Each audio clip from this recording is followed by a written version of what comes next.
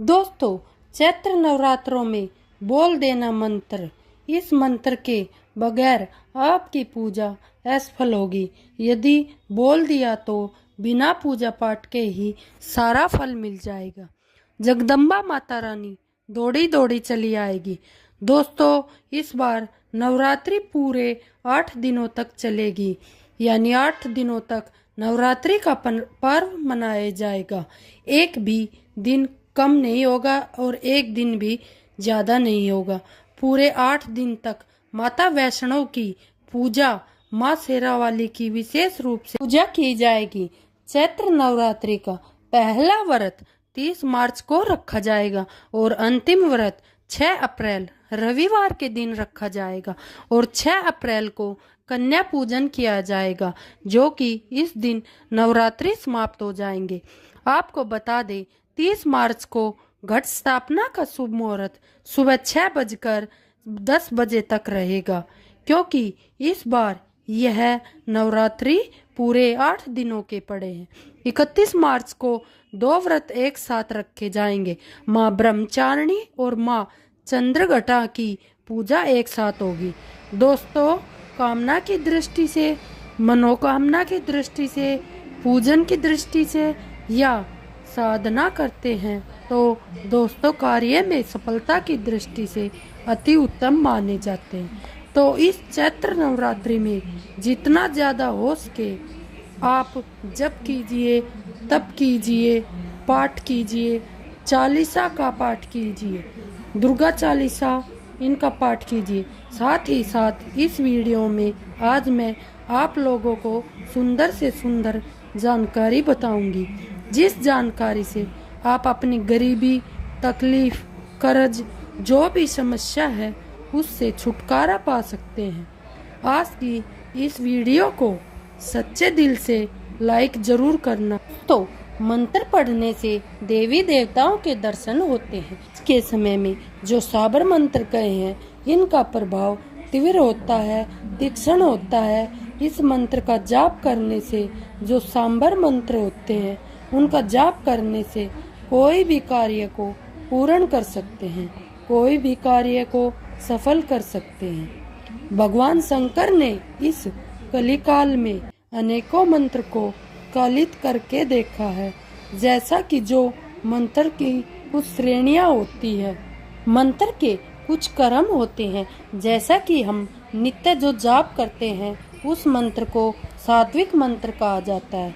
कुछ ऐसे मंत्र होते हैं जिन्हें तांत्रिक मंत्र कहा जाता है।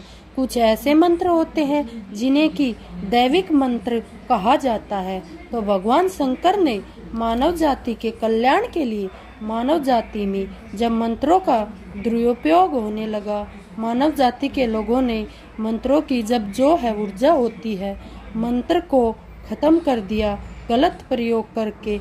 तो इस कलिकाल में भगवान ने सभी मंत्रों की जीत करके रख दिया। लेकिन कलयुग में केवल साबर मंत्र ही बहुत ज़्यादा प्रभावशाली माना गया है।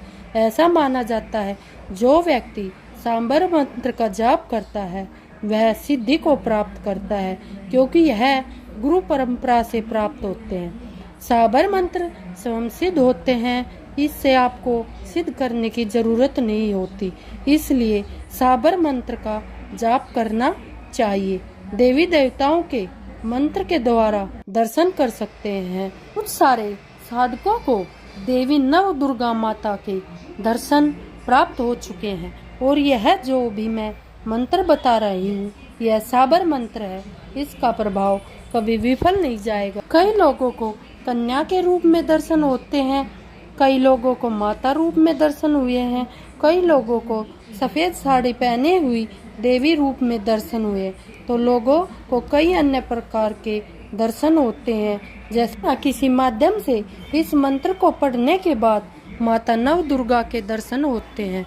अगर आप भी माँ दुर्गा की कृपा प्राप्त करना चाहते हैं, दर्शन प्राप्त करना चाहते हैं, तो गुरु परंपरा से प्राप्त हुई जानकारी बता रही हूँ, जिसके द्वारा आज मुझे इस समाज में इस प्रकार के मंत्र बताए जा रहे। बिना गुरु की अनुमति के बिना इस प्रकार का मंत्र नहीं बताना चाहिए, कोई भी उनका शिष्य नहीं चाहेगा कि समाज में इस प्रकार के मंत्र पढ़े और लोग इनका दुरुपयोग करना शुरू कर दे।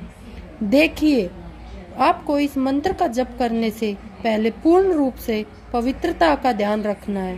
पंचगव्य आपको बना लेना है। पंचगव्य जैसे कि हम जो है गाय के पंचगव्य से बनाते हैं। गाय का जो गोबर होता है, जो दूध होता है, जो गाय का घी होता है, दही होता है, इन सब को मिलाकर पंचगव्य बनाया जाता है। सर्वप्रथम इस मंत्र को जपने से पहले आपको पंचगव्य बना लेना है और इस मंत्र को पढ़ने से पहले आपको पंचगव्य पी लेना है। जो आपके शरीर में किसी भी प्रकार की जो अशुद्धि होगी, कभी कभी ऐसा होता है हम किसी की बुराई कर बैठते हैं, हमें नहीं पता होता, या फिर किसी कारणवश हमारी अशुद्धि हो जाती है और हमारे तन से इस पंचगव्य को पीने से अशुद्धि दूर हो जाती है। नवरात्रि में अगर इस मंत्र को जाप किया जाए तो बहुत जल्द ही माता रानी के प्रत्यक्ष दर्शन होते हैं और रात्रि कालीन में ही इस मंत्र को जितना ज़्यादा जाप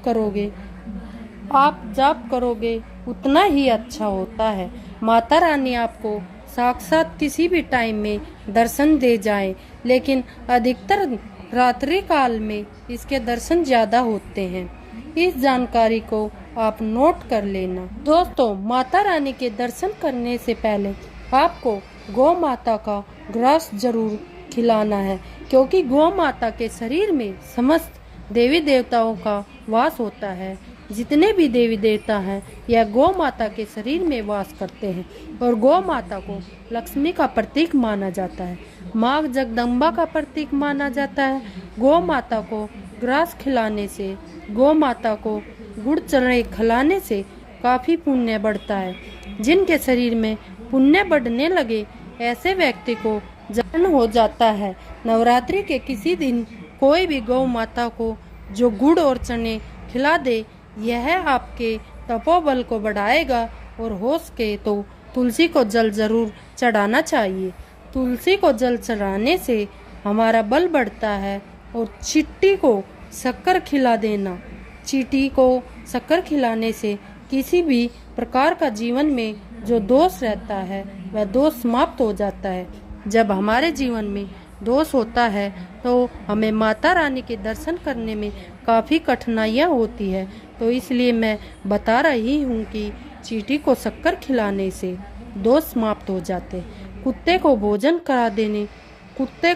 कराने से मंत्र में किसी भी प्रकार की त्रुटि होगी, अशुद्धि होगी तो क्षमा कर सकते हैं, क्योंकि मंत्र को देवता भैरव कह गए हैं और जो काले कुत्ते होते हैं जो सवारी माने गए हैं, भैरव वाहन माने गए हैं। इसलिए मैं आप लोगों को गुप्त मंत्र बता रही हूँ, गुरु परंपरा से प्राप्त हुआ मंत्र बता रही हूँ। आप सभी दर्शकों से प्रार्थना करूंगी, इस मंत्र को जपने से पूर्व भगवान शंकर तथा माता पार्वती से अनुमति मांग लेनी है, माता दुर्गा से अनुमति मांग लेनी है।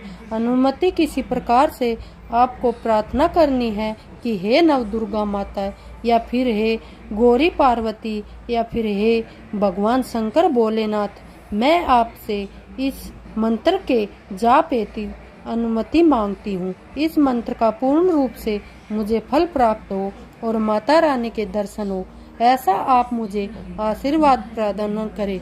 इस प्रकार से आपको प्रार्थना करनी है।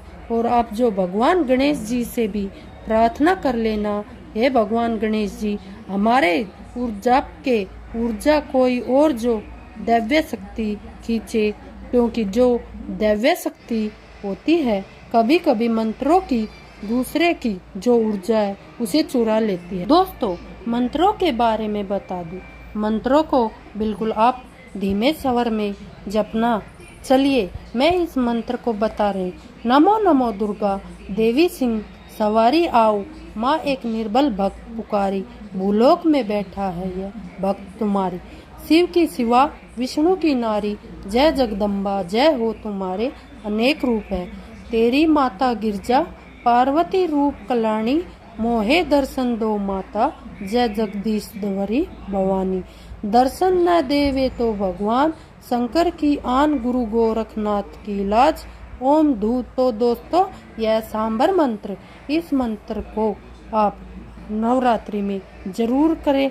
अगर आपको वीडियो अच्छा लगे तो लाइक करें और चैनल को सब्सक्राइब करें और कमेंट में जय माता दी जरूर लिखें। इस मंत्र को नवरात्रि के समय में जाप करना शुरू कर दीजिए। इस मंत्र की खास बात यह है कि यह मंत्र सिद्ध है। इस मंत्र को सिद्ध करने के लिए किसी भी प्रकार की पूजा पाठ अनुष्ठान करने की जरूरत नहीं है। यह स्वयं सिद्ध मंत्र है। आज से अभी से ही इस वीडियो को आप देखना शुरू कर दें। इससे आपका मनोबल बढ़ेगा और आप नवरात्रि के समय सच्चे हृदय से पूजा पाठ और भक्ति करोगे। इससे माँ शेरा वाली खुश होकर आपको आशीर्वाद देगी। इस मंत्र को आप अपवित्र स्थान पर मत जपना। इस मंत्र की शक्ति से माँ दुर्गा आपको साक्षात दर्शन दे जाएगी और आपको अधिकतर हम जितने भी साधक हैं, हमें कन्या रूप में दर्शन हुए, मातृ रूप में माता रानी के दर्शन हो जाएंगे। क्योंकि यह वीडियो बहुत ही लाभकारी है, इसलिए वीडियो को आप अच्छे से देखना और इस मंत्र के बारे में बताइए। तो दोस्तों वीडियो कैसा लगा, अच्छा लगा या नहीं लगा, कमेंट बॉक्स में ज़रूर बताना और सच्चे हृदय से कमेंट बॉक्स में जय माता दी ज़रूर लिखना। जय माता दी दोस्तों, और चैनल को सब्सक्राइब ज़रूर कर लेना।